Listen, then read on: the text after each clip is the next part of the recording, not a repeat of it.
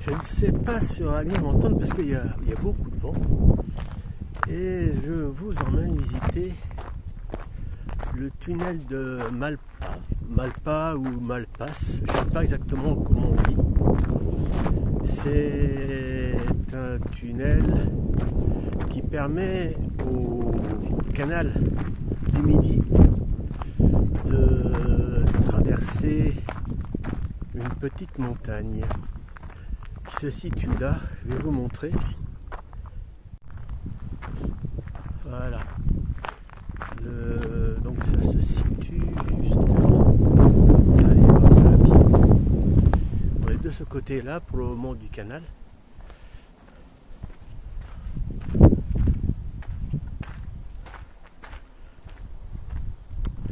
Voilà le canal. Donc je vais faire passer de l'autre côté, prendre mon vélo sur le dos, descendre l'escalier qui est sur la gauche là. Puis on va traverser le tunnel de Malpa ou de Malpasse, je ne sais toujours pas son nom.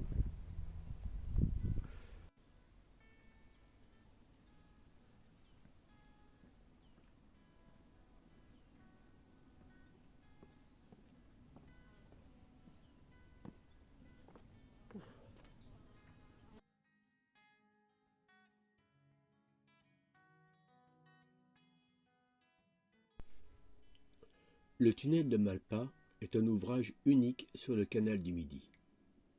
L'ouvrage franchit une colline incontournable. Creusé dans le roc, il a une longueur de 173 mètres pour une hauteur de 6 mètres et une largeur de 8,50 mètres.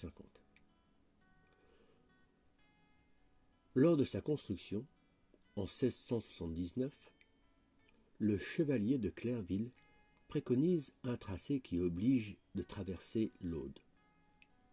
Pierre-Paul Riquet renonce à ce tracé et préfère percer la colline d'Anserud. Formé de tufs sablonneux, sujet aux éboulements et perméable à l'eau. Colbert le somme de suspendre les travaux. Sans l'entendre, Pierre-Paul Riquet fait venir des ouvriers d'un autre chantier.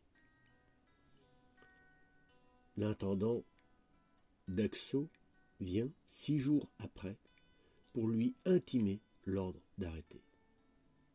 Pierre-Paul Riquet lui fait parcourir à la lueur des chandelles les 173 mètres de tunnel voûté. Ébahi, il se rend à l'évidence. Le canal est passé. Commencé en 1679, le tunnel de Malpa fut achevé en 1680.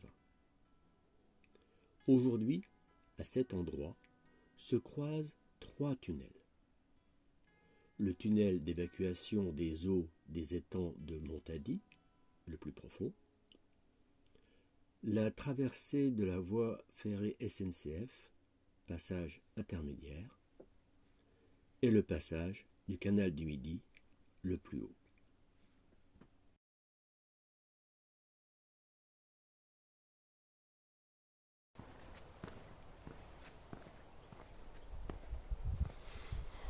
Et voilà, nous sommes dehors. Alors ce tunnel est toujours utilisé, bien sûr. Alors là, on est fin septembre, donc très peu de bateaux. Mais en période estivale, énormément de petits bateaux, de plaisance, de pénichettes passent par le canal du Midi, bien sûr. Et voilà ce que ça donne de ce côté-ci.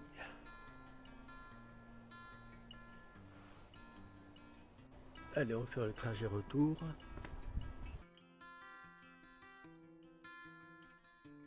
Tiens, ce que je vous disais, voilà un bateau de plaisance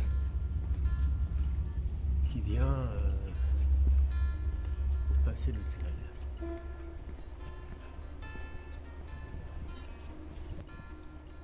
Bien sûr, il n'y a qu'un bateau à la fois qui passe. Donc des fois, ils font la queue.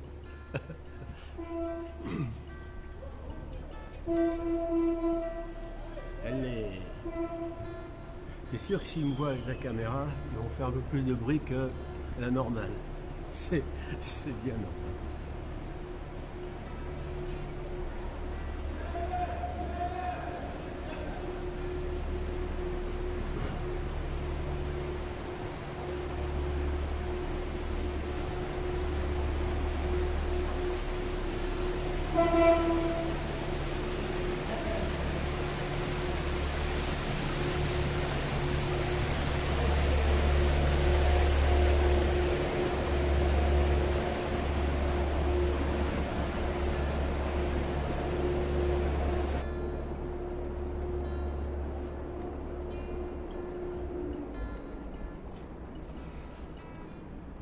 Voilà, le tunnel canal de Malpa.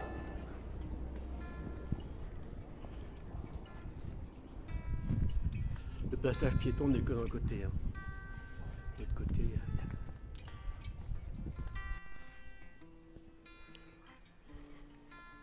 à l'intérieur du tunnel, à un certain endroit au-dessus, dans la partie qui a été maçonnée, il y a une ouverture. Cette ouverture sert de tunnel d'inspection à l'ouvrage.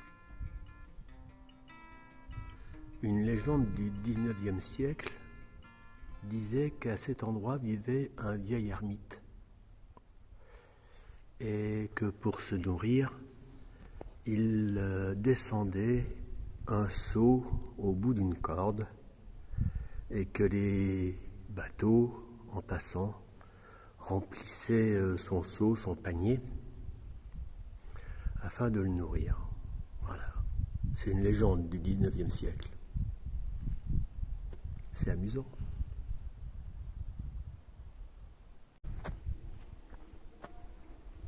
Allez, aux prochaines aventures.